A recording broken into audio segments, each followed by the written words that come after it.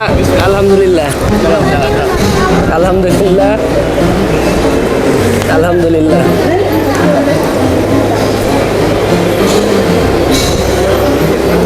আসসালামু আলাইকুম। কথা বলছি বাংলাদেশের সর্ববৃহৎ গরুর খামার শরীফ অ্যাগ্রোভেট থেকে। ইতিমধ্যে কোরবানির জন্য আলহামদুলিল্লাহ আমরা আরও 2টি গরু বিক্রয় করে ফেললাম আমাদের সম্মানিত কাস্টমার।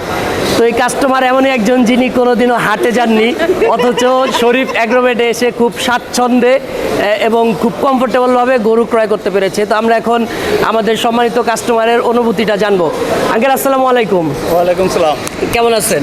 আল্লাহ ভালো রাখছে, আপনাকে তো আলহামদুলিল্লাহ।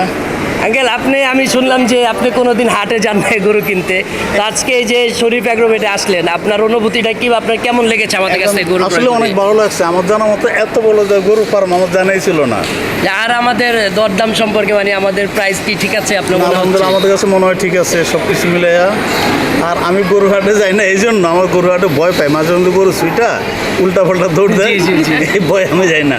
ধরার কেউ থাকে না, অনেক সমস্যা দিতে পারে।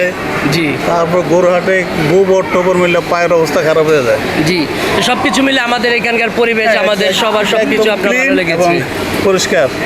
জি, অসংখ্য ধন্যবাদ আপনার আঙ্কেল, আপনার মূল্যবান বক্তব্য আমাদেরকে দিয়ে।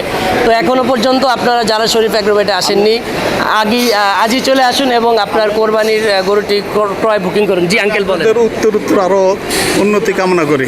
জি, আপনাকে অসংখ্য ধন্যবাদ, আমাদের জন্য দোয়া করবেন। আসসালামু আলাইকুম, সবাই ভালো থাকবেন।